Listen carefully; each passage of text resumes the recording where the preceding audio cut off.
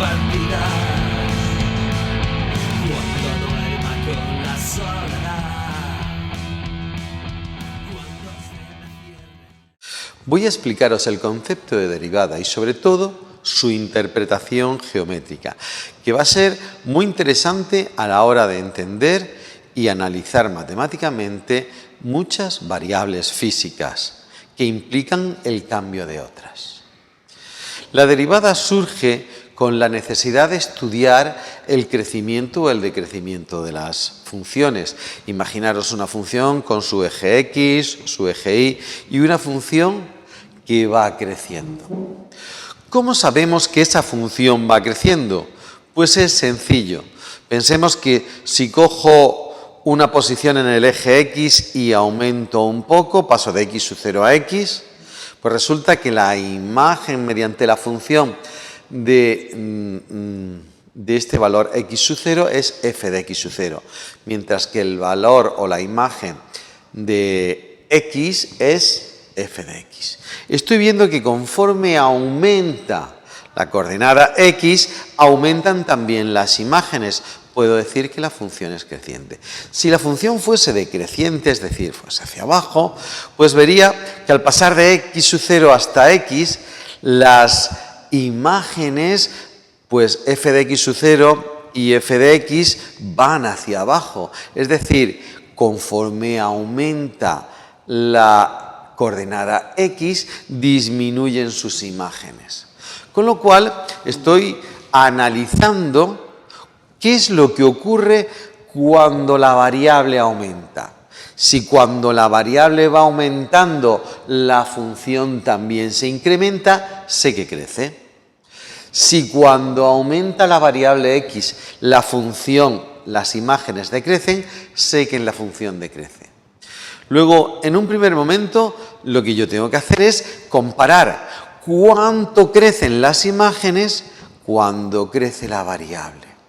Cuánto crece la función en comparación con lo que crece la variable. Imaginaos que la variable crece 2 unidades, mientras que las imágenes, la función crece 8. Pues tengo 8 dividido entre 2 es a 4. Con lo cual me está diciendo que cada unidad que aumenta la coordenada X, la función aumenta 4 unidades. Si por casualidad lo que hace es que cada 2 unidades baja hacia abajo una unidad, la función, pues entonces tengo que menos 1 dividido entre 2 es a 0,5, menos 0,5. Eso significa que la función decrece porque es negativa y además que cada unidad que se mueve hacia la derecha, la coordenada X o la variable, la función baja hacia abajo media unidad. Luego, tenemos claro que al dividir lo que aumenta o lo que disminuye la función en función de lo que aumenta el tamaño de la variable, pues voy a tener una medida de si es muy creciente o poco creciente. Una función muy creciente me dará un tamaño muy grande de imágenes con un tamaño pequeño de incremento de la variable. Mientras que una función poco creciente o muy suave me dará poco aumento de la función con un aumento grande en la variable. Tengo la capacidad de decir si es creciente, si es decreciente y si crece mucho o crece poco. Es decir, dividir lo que se incrementa la función entre lo que se incrementa la variable me va a dar una medida y una estimación precisa del crecimiento. Ahora, también es verdad que hay funciones que al principio crecen lentamente y luego crecen más exponencialmente. Luego, no en todo punto crecen de la misma manera. ¿Cómo puedo medir eso? Bueno, pues tengo que medirlo intentando coger intervalos muy pequeñitos de la variable, de la magnitud de X. Y ver cuánto esa pequeña variación me produce una variación en la función. Vale, pero si quisiésemos ser precisos, ese intervalo de coordenada x que cojo, esa variable, ese incremento de variable que cojo, lo tengo que hacer cada vez más y más y más y más y más y más pequeño. Tengo que llevar el proceso al límite. Por eso, la derivada surge como ese proceso al límite, en el que hago que la x se acerque todo lo posible a la x sub 0. El límite con x tendiendo a x sub 0. ¿De quién? De f de x menos f de x sub 0 partido entre x menos x sub 0. Es decir, hago la división entre el incremento de la función y lo divido entre el incremento de la variable. Y hago que el incremento tienda a ser 0, acercando la x a la x sub 0. Esa es la teoría. Esa es la teoría sobre las derivadas, pero lo que tenemos que quedarnos claros es con la idea de que las derivadas lo que nos están midiendo es cómo varía una función en función de su variable. Es decir, es una medida de la variación producida en la función cuando se produce un cambio en nuestra variable. Luego, es perfecto para nosotros en física porque ¿qué es lo que medimos cuando queremos medir la velocidad? Queremos saber exactamente cómo varía la posición a lo largo del tiempo. Si yo tengo la posición en función del tiempo, posición, una función que depende del tiempo, si yo hago la derivada con respecto al tiempo, estoy midiendo cuánto varía la posición con respecto al tiempo. Estoy calculando la velocidad. Por eso la velocidad es la derivada de la posición con respecto al tiempo. Si yo lo que quiero medir es cuánto cambia la velocidad con el tiempo, tengo que hacer la derivada de la velocidad con respecto al tiempo. Es decir, tengo que medir cuánto cambia la velocidad cuando cambia la variable tiempo. Eso es la derivada de la velocidad con respecto al tiempo y se llama aceleración. O lo que es lo mismo, si tenemos en cuenta que ya la velocidad era la derivada de la posición, pues resulta que la aceleración es la segunda derivada de la posición con respecto al tiempo. Así que es fácil de entender que la derivada es el concepto natural para definir la velocidad y la aceleración. De hecho, también cuando hablamos del segundo principio de la dinámica, la derivada es el concepto básico, porque decimos que para cambiar el estado de movimiento de una partícula que viene definida por la cantidad de movimiento, pues decimos que lo que cambia el estado de movimiento es una fuerza, una acción realizada sobre un objeto. Entonces, la fuerza, lo que nos está midiendo es realmente lo que varía la cantidad de movimiento de un objeto. Así que es fácil ponerle una fórmula a ese segundo principio de la dinámica, y es que la fuerza es igual a la derivada de la cantidad de movimiento con respecto al tiempo. Porque la fuerza nos mide lo que varía el estado de movimiento de un objeto, es decir, su P, su cantidad de movimiento, con respecto al tiempo. Me dirán, bueno, es que esto no se parece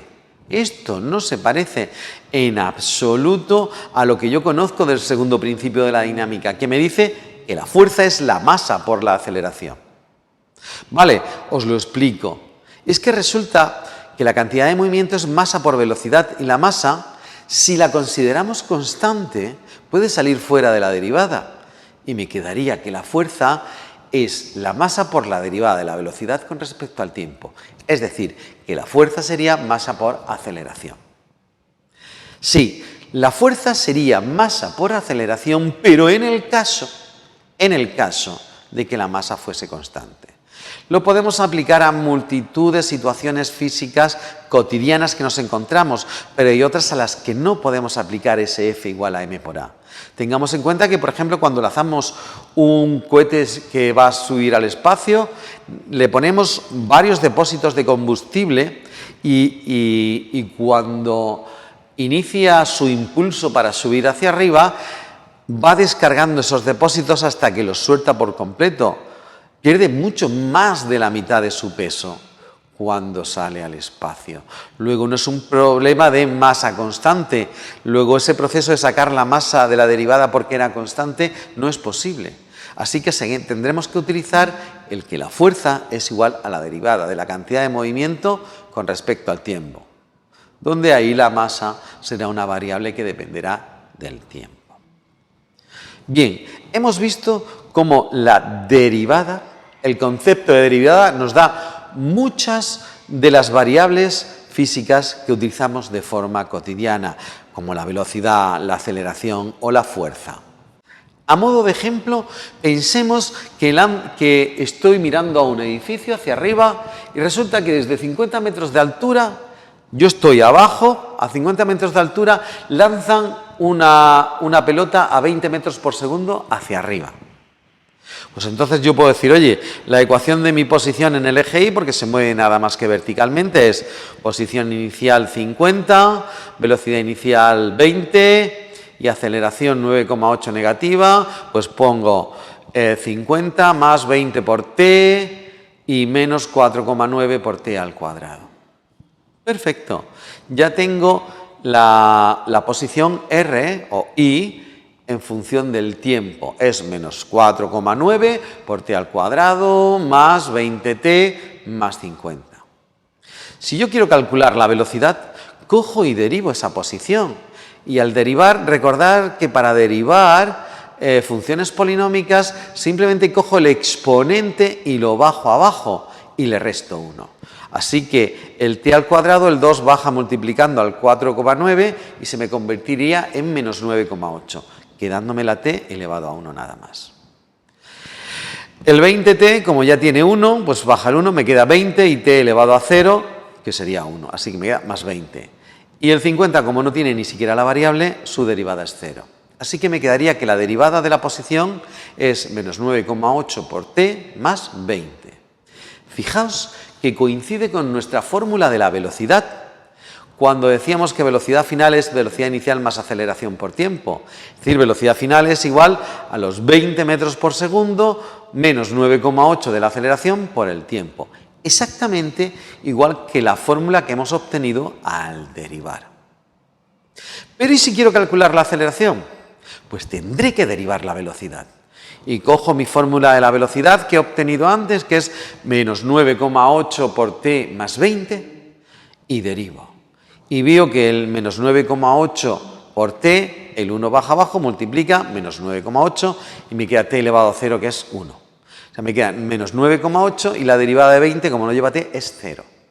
Así que la aceleración me ha salido menos 9,8 metros por segundo al cuadrado.